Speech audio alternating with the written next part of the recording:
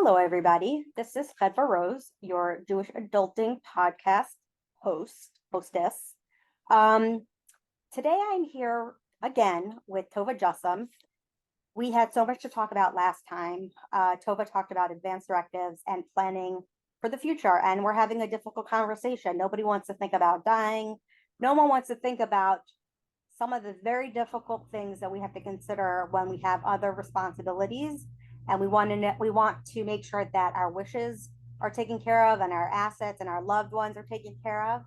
So this is a really important conversation to be having, and Tova was generous enough to come back and have this conversation with us. And Tova has spent 20 years helping people to age in place, guiding them towards advanced care planning and long-term and short-term care planning. She has facilitated family meetings, caregiver supports, and counseling for grief and bereavement. She is a recognized expert in the field, regularly teaching classes to other professionals about how to help people in medical crisis. She's a coach who uses a holistic approach to provide clients and families help with physical, emotional, and spiritual support. Tova is an aging life care manager and owner of Care Matters for You. You can learn more about her practice at caremattersforyou.com. I will put this information in the show notes, and I know that I said it last time. I'm just repeating it for any newcomers, or just to bring the point home that Tova really does have a lot of experience, and unfortunately, or fortunately, some good news, some bad news. So Tova, I think this week we wanted to cover wills, durable powers of attorney, uh, you know, figuring out guardianship for your children if you have children. Tell me more about, because this is still a topic that you're very passionate about. So tell me more about, you know, this these kinds of things, why they're so important. Can you just give us sort of a rundown? We could go one at a time. We don't have to, obviously, I'm not expecting you to tell me all in one breath, but let's start with wills.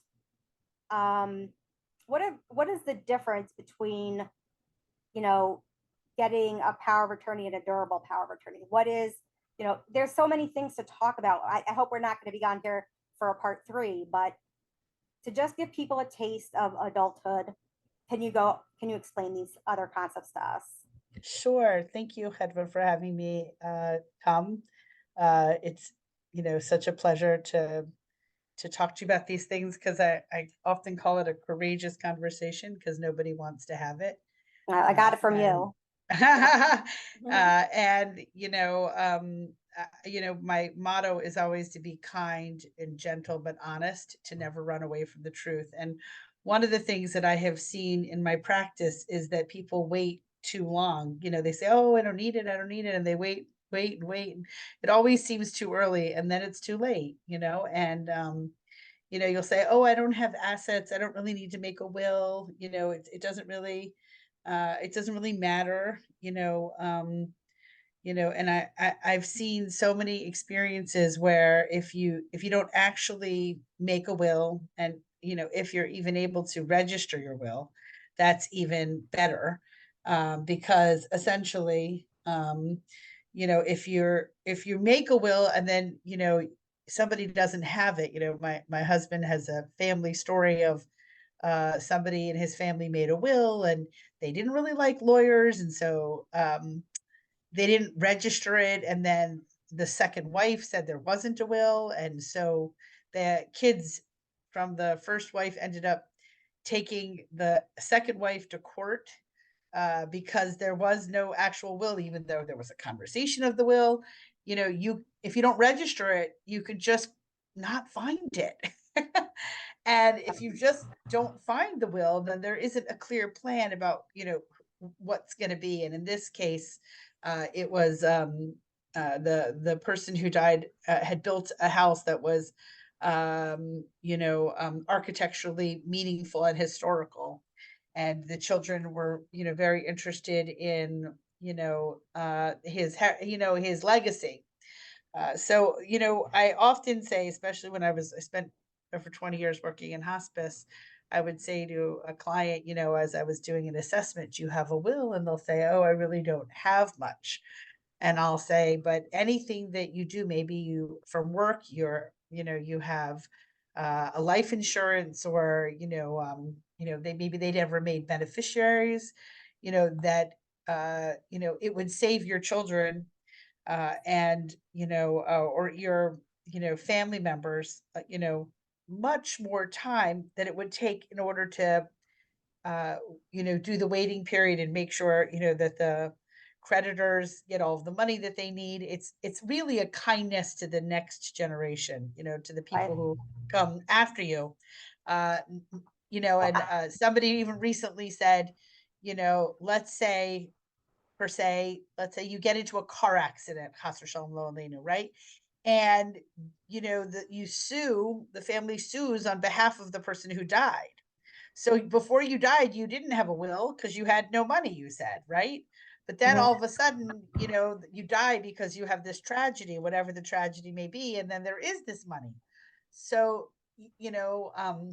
at just like the advance directive, there's a halachic will, and that's one of the things that my husband and I made sure to do, is that we go to somebody who understands how to make a halachic will, so that the details are, appropriate for an Orthodox Jewish family. And connected to that was making sure that we assigned guardianship. And I've often heard a lot of people I talk to about this say, "Oh, I've not done that yet." And I think to myself, I can't tell you. I was seeing a client once, and I was bedside, and I'm doing the assessment, and she was a single mom. And I said, do you have guardianship for your daughter? And she said, I keep thinking I'm going to do it, but I haven't done it. And I was panicking on the inside. I thought, she's got this little precious girl, and there's no legal next step. You know what I'm saying? Right. So at the time, I had a colleague I'd worked with who I respected very much, and I called him up, a lawyer, and I said, "Do you ever go bedside?" And he's like, "Bedside, I've never done that, but I mean, I guess I could." He's like, "I could buy a portable printer. I could make that happen." And he did. He went bedside, and he brought his portable printer, and he charged extra for going bedside in urgency. And she assigned guardianship for her child before she died. Wow. And I made good use of that portable printer. You should just know. Mhm. Funny. Uh, You're actually reminding me. I don't know why. It's so funny how like I know this topic is important, and I know for myself and my husband, like we have a will. I don't know where it is. I don't know if it was registered anywhere. It's like where I'm totally the person you're talking about, except that Baruch Hashem, I'm not in hospice, but I definitely, I'm like, yeah, okay, I definitely need to do this. But what I wanted to tell you was my mother had this issue. She was on disability. She'd been paralyzed for over 15 years. She's, what do I have? And she was married for a second time. And they were halakhically divorced, but she was still legally married to him. She was in the process of getting divorced when she died.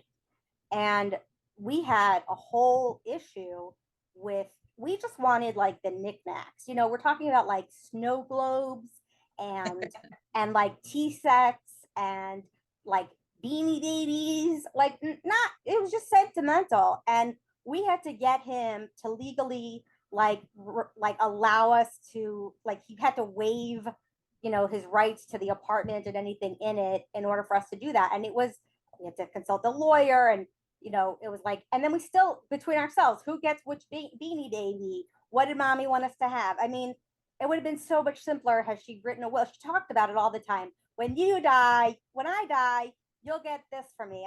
You'll get the fish plate, and you'll get the, but nobody ever made a will because it's really a difficult thing. And I don't know why I just forgot about that until you mentioned that. Oh, what you're talking about is exactly the challenge that comes up, even with something so minimal, like, somebody who you said, she was on disability, she didn't have funds, but she still had meaningful objects that were important. Right. And, and because she was still legally married, you were at a loss, Right. Whereas if she had just identified in a piece, in a legal document, and wills are actually easier to make legal than a durable power of attorney. Although registering it, you really do need a lawyer. But in the end, she didn't get a lawyer, but you did, right? Yeah, I had to get a lawyer who had to guide us about, what we had to do to get him to legally waive his rights to it. Apparently, it was just all we needed to give him was a burger and like $100. But He was easy. He was easy. But he was easy. uh, it's just this idea, like even you said you have a will, but you don't know where it is, and Yeah. it's just this idea that you know that we don't want to really deal with this stuff because it brings up this idea. It taps on this thought about our own mortality. Hmm. And often people would call me and say, I'm interested in being a hospice worker. And I get the calls a lot. And I've lived in two different states doing the work. And people will call me from all over and say, oh, I heard you're a hospice social worker. And I'm interested, such a rare bird to be an Orthodox Jew and a hospice social worker at the time. Because I started and I was in my 20s. It was like unheard of for such a young person. Yeah. And I would tell them that they needed to read this book called Dying Well by Ira Byock. And it Hmm. was vignettes of what it was like to work with people who are dying. Hmm. Mostly because what I was saying was like, you have to come to terms with your own mortality. You have to Right. come face to face with your own mortality before you can imagine you're going to see 4 to 6 clients a day who are dying and Right. maintain your strong mental health. Right. And that's a very hard thing to do. And getting a will is this idea of coming to terms with your own mortality. Right. And a client once said to me, I don't know what I had said to her about her mom and her, and she said, well, that's easy for you because you're going to be here tomorrow, she said. And Hmm. I remember very clearly saying to her, do you know something I don't know? Because I'm not God and I'm not certain I'm going to be here tomorrow. And Right. part of what I try to do is live authentically today in case I am not here tomorrow, and make sure that I have my affairs in order, because that's what we're really talking about, right? Getting Right. our affairs in order, Right. getting our, making sure we have a will and making sure it's registered, making sure we've chosen guardians for our children, that we've thought it out. And that's not something you can do quickly and easily. Do you have guardianship for your children, Kadva? Uh, I've had the conversation with the people who I want, but no, I don't have guardians. Ah, But ah, one second. Here I am having this difficult conversation with you. So, like one step at a time, one okay? step at a time. But One the step at a point time. I was going to make Mhm. is that making the decision is part of the process. Like, it's Yeah. not even just going to the lawyer. Like, Right. my children have 3 different guardians, because when I made the guardians, they were little, and I had a guardian that was close to one set of family and a guardian in town, and we had just moved from another town, and we have a family we're very, very close with, and they were a guardian too. And I remember thinking, they'll duke it out. We don't have one, but we have 3. But I No. had to have conversation. I remember the one in town was like, I'm gonna dive in very hard that nothing ever happens to you, because I don't know if I can handle these triplets, Tova. Right. Like, these triplets might not be a gift. Wait, you were gonna one second. You were gonna separate them? No, I just wasn't certain, depending on what age they Right. were, if something happened to us, what community would be best. Got it. We Okay. had a very close friends in LA, which was near my husband's father and brother-in-law, and we had very, very close friends in Passaic where we had lived, and we had close friends here. And so we made them all 3, and that they would have to sort of decide, not that they're separated, but decide amongst themselves. Because Got I it. felt like at different ages and stages, different people Right. would be Right. appropriate guardians. Right. But I'm sorry, I didn't mean to call you out on it, but It's what I was trying to elucidate was that yeah. it's not just like going to a lawyer. You and your husband have to think about it. You have to discuss it with your whoever it is you're choosing, make sure they're in agreement before you begin the process. I totally plan on not discussing it with the person, and they'll just find out. Like in the movies, there's always this movie where somebody's like, you're brother and sister-in-law died in a terrible car accident, and now you're responsible for these adorable, feisty orphans. And she's like, what? How am I responsible? I'm not responsible. I can't even make chicken soup. And then, like, that's how I always figured my guardianship situation was going to go. But like, that's the whole purpose of this conversation, is that you also said something that I was reminded about, Rena Barron's Alava Shalom, like her during her Levaya, they talked about this living meaningfully, one day at a time, because you just don't know. Her husband talked about that, the Simchas Chaim, and the every day was just a meaningful day. Um, I think it's much harder. I I've never been in this situation, but it's hard when you're sick and it's hard when you're well. It's hard. The conversation is difficult both times. It's just there's it's whatever. Obviously, that's why we're here. So Right. And okay, I've had these conversations with people who are sick and having these conversations with people who are well.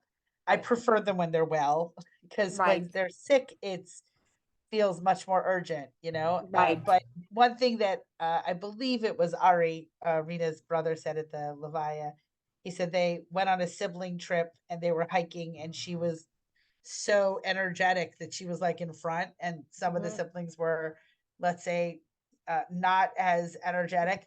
mm-hmm, And she looked back and said, "Hey guys, why don't you hike like you've got cancer?"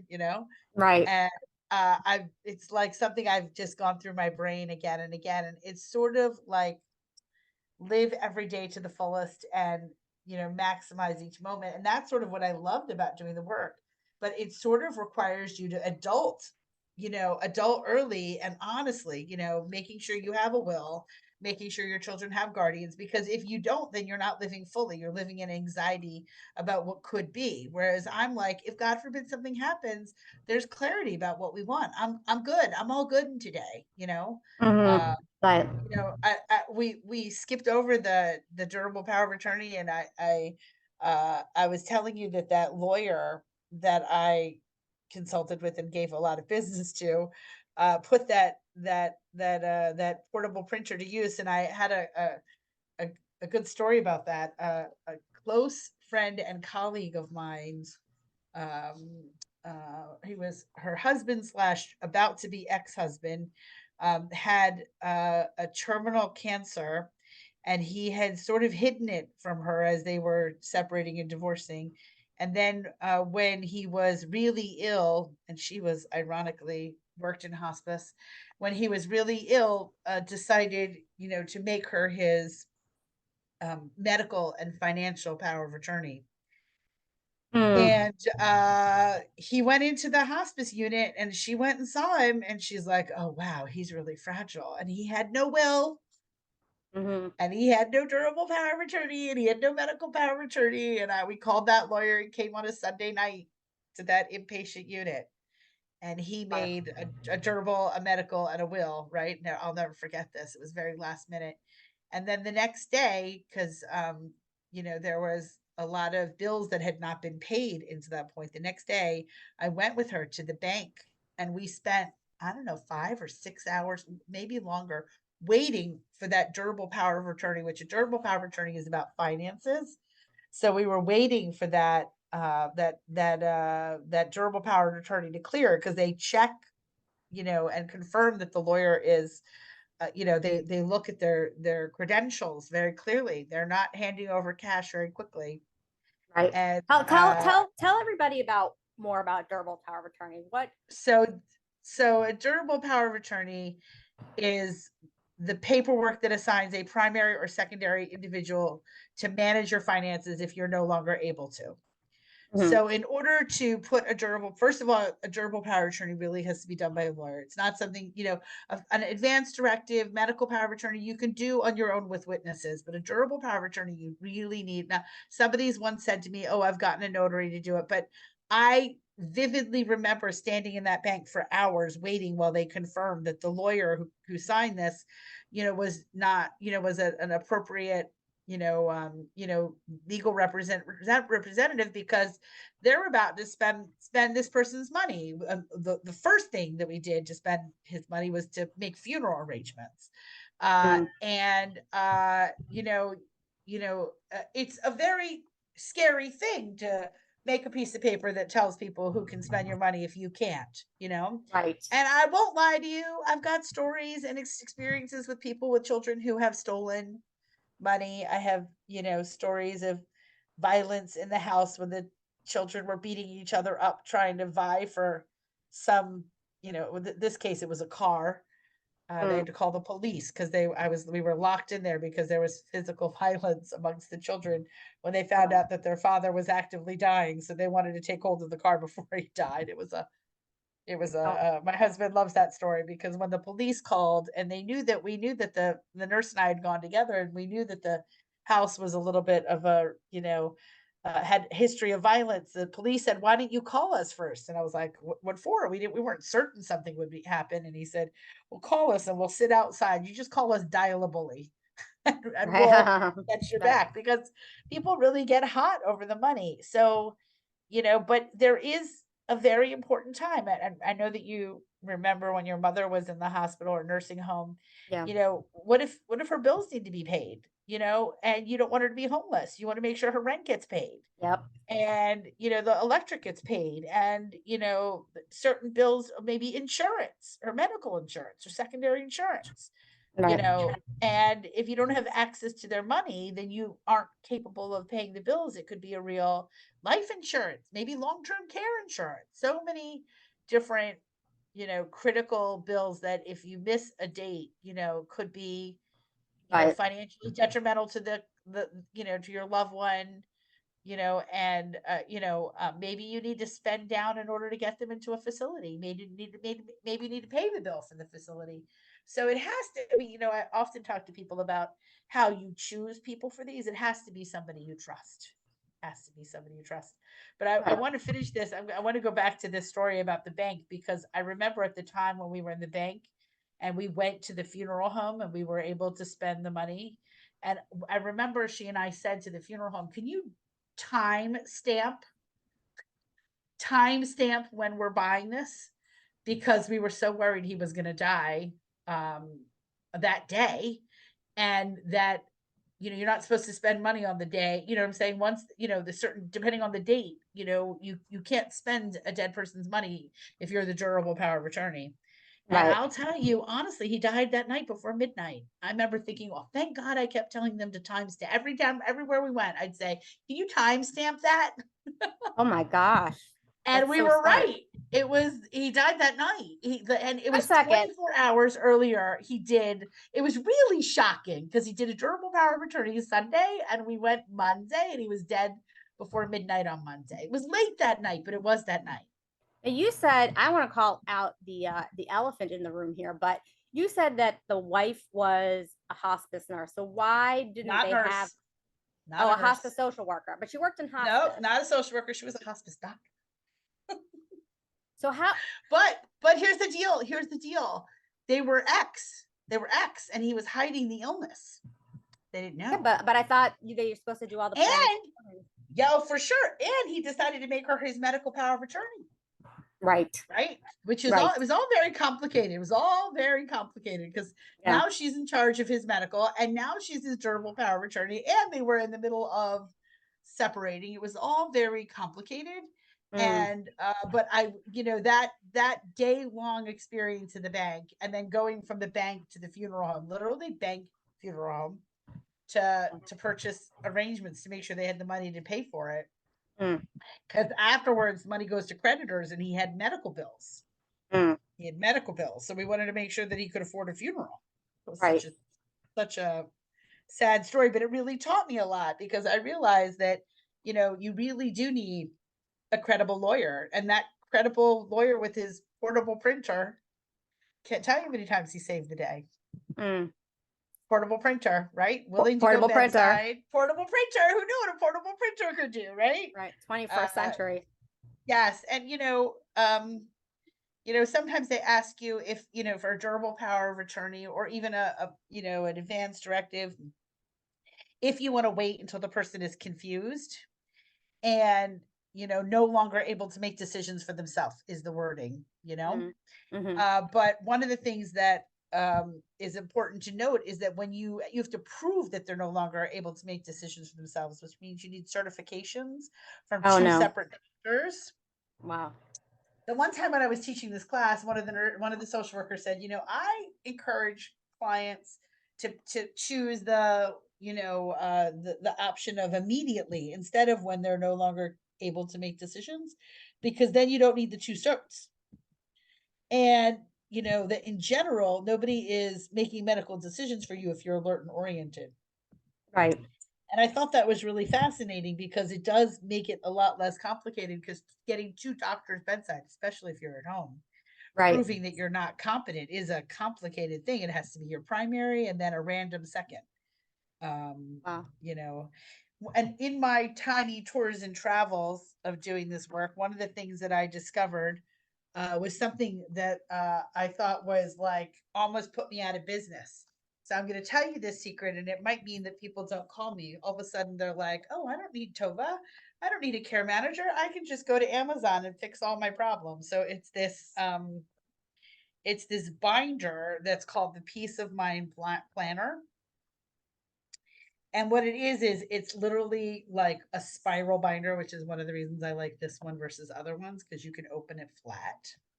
Mm. And it's called Important Information About My Belongings, Business Affairs, and Wishes. And basically, it's like um, has I don't know how many tabs. Let's say 30 tabs, if not more, identifying all the different areas of your life and all the different details of your life. So if you do, God forbid, die suddenly or get to a point where you no longer remember things, all of the details are written down. So, all your medical doctors, your key contacts, at the Mm. time of my passing, what you want to happen, who are your dependents, and all their information, your financial information, your Mm. business information, uh, you know, your personal property, your pets, what to do with your pets, right? Right. What to cancel, the utilities, what you have open under your name, your passwords, Right. right? Your passwords, your email and social media passwords, your library card, your Facebook account, your charities that you connected to, all the different nuances of your life that you can go through and you can note in this planner. Have you ever had a client use this and sort of save the day? So I'm not usually there afterwards picking up the pieces, Right. right? I'm usually there in the process preparing them before. um so I have purchased it with clients, and I have helped them complete them, and you know talked about the different sections and helped make sure that they understood and began the process of completing it. Mm. But I'm not usually there with the kids later, you know because they're not hiring me then, they're hiring me to help the person get to that. Do you know what I'm Right. saying? Right. Okay. That's So fair. I'd like to say yes, but my whole goal is to get it all set up so that it does work, Mm-hmm. and then you just pray that, I mean, I tell them that they need to tell the kids where this is, because just like you said, I have a will, but I don't know where it is. Right. Right. So It should be like like next to your. It should be next to your ketubah. Like. right. It totally should. And, Yeah. you should tell your children where you put it, so that when that moment comes, that they feel clarity of like, oh, I know what to do next. Right. Um, I know what comes next, and I know how to adult in this way, right? Right. Uh, That's you know, that. Well, you could have made up a story. We wouldn't have known. We wouldn't have known. You'd be like, yes, I'm and being I. honest. No, be honest. It's good. It's my father actually has made sort of a. I got here. Here's the problem. Let me tell you a story about my dad. My dad, Okay. may he live long, and be healthy and well. Amen. He has been planning. He planned his stuff in advance, like 10 years ago, and he had a friend who was about 20 years older than him, and his friend couldn't. He had a will. He didn't have a will. He doesn't know. So my father said, if I'll do it, if you do it. So they did it together as sort of like this buddy project. Here's the thing. My father sends me these mysterious notes on WhatsApp. It says the password is the phone number to my childhood home in England. So I Do call you him know up. the phone number of I his call him child? up and I said, do I know this number? Have I called this number? Why would you pick a number? I mean, does this number even exist? Could I look this up online? Like, what are so he's like, yeah, it's like 444-555-55-555. I'm like, ah. So I told him to change it. I said, you gotta have to think of something else, something that's and also write it down somewhere, please. I can't, because who knows? And it's true. He said, he recently moved to Baltimore, and he's like, here. When I went to pack him up to move to Baltimore, I said, he said, look, here are my papers. I said, well, where will they be now? Right? And what is it still relevant? And how outdated is it? Do you need to update anything? Good for And you. he's like, yeah, everything's different. I was Yeah, it all, everything. fantastic. New It's all different because utilities, new mortgage, new bank yeah, accounts. nothing's the same. So did he do a new one? I doubt it. I have to sit down with him and do it. Let's But get him a peace of mind planner. yes, I'm actually going to link it in the description of the podcast. And I'm gonna get one. It's Prime Day. I'm gonna get one. Hopefully they're on When it's sale. not Prime Day, it's $12.99. So I just want to tell you. It's It's such still a cheap. It's bargain. still It's pretty such a reasonable. bargain. Yeah, it's very reasonable. And I bring it with me a lot when I'm working with clients, as something for them to think about. But you have to be really motivated, and you have to be really, capable of following through to really make it work. Okay, or you have a really good care manager, or Yay! a really capable middle child Oh, who is that what you are? Middle child, not the old. We whose always used to name say, find the whose, oldest daughter. That's what we used to say. Find the here we go. oldest daughter. Okay, She's the one. her name might or might not rhyme with Schmedva. I don't know. Um, no, I do need to take care, but it's again, even planning like for myself is one thing, but let's talk about planning for our parents, right? So we have to encourage our parents to do this because like it was great that my father did it 10 years ago, but now it's a whole new ball game. It's a whole new, I mean, for sure his passwords online have been asked to change before, for sure. Yeah, I have to update it, and I don't want to because then I have to deal with mortality, and I have to deal with Right. a difficult thing like my mother's not here. I have one parent left. Do I really want to go into what are we going to do when he dies? I don't want to. I'm kind of kicking and screaming. So I think that's the part where I have to put on my big girl shoes. um just censoring that phrase for the podcast.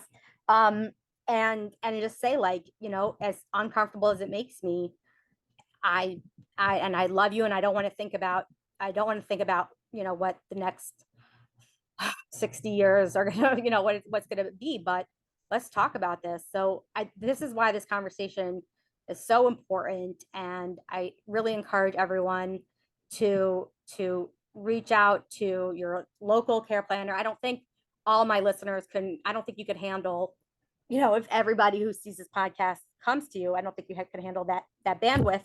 But there are things like you said, the peace of mind planner, and even knowing how important it is.